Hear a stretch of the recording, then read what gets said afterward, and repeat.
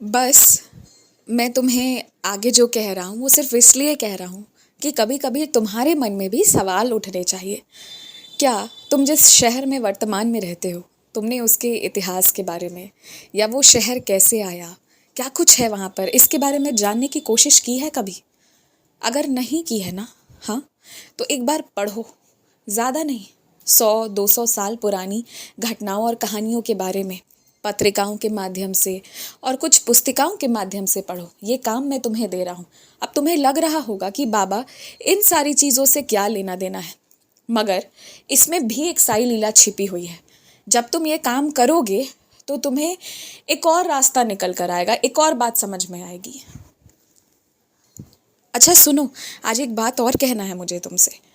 पहले तो मैं तुम्हें शाबाशी इस बात के लिए देना चाहता हूँ कि अंततः जाकर तुमने स्पष्ट किया कि तुम्हारा लक्ष्य क्या है। और अब जब तुमने अपना लक्ष्य स्पष्ट कर लिया है तो जी भर कर उसकी तैयारी करो।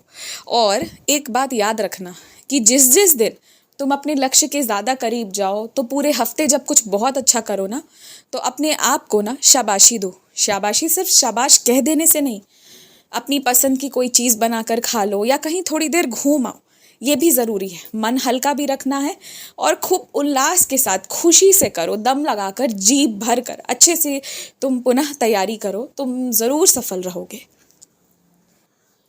तुम्हें दही खाना, दूध पीना, ये सारी चीज़ें बहुत पसंद आती है। दूध, दही और उनसे बने हुए मिष्टान, अच्छी बात है ये, परंतु उसमें से ये देख लेना कि जो तुम्हारे लिए ज़्यादा स्वास्थ्य के लिए अच्छी है ना, उन्हीं चीज़ों का सेवन करना, और जो स्वास्थ्य के लिए अच्छी नहीं है उसका त्याग कर देना।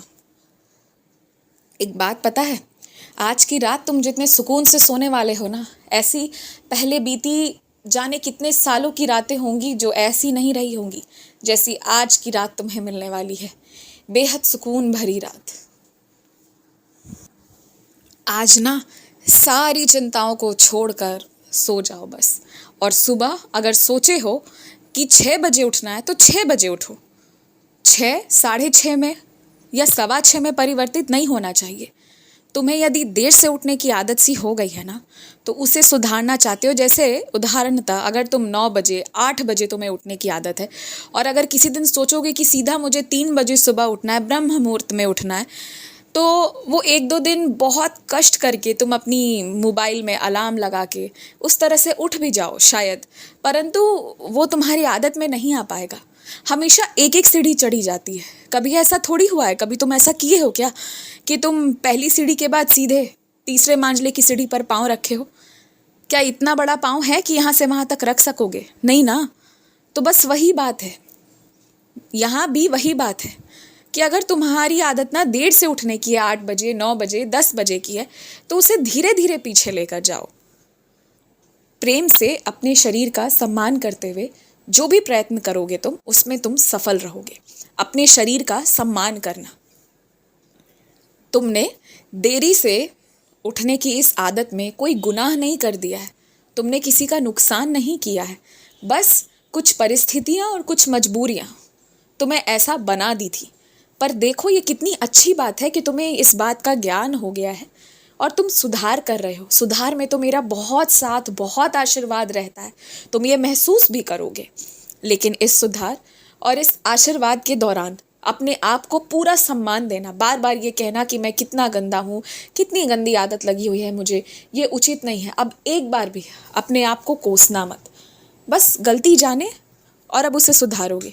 यही करना है तुम्हें हर एक आदत के लिए। तो बस धीरे धीरे आधे आधे घंटे पीछे करते चलो उठने की समय पर, और धीरे धीरे करते करते तुम जिस समय पर चाहते हो कि मैं सोकर उठूं, उस समय पर उठ भी पाओगे। तुम्हारे लिए मुश्किल कुछ नहीं रहेगा।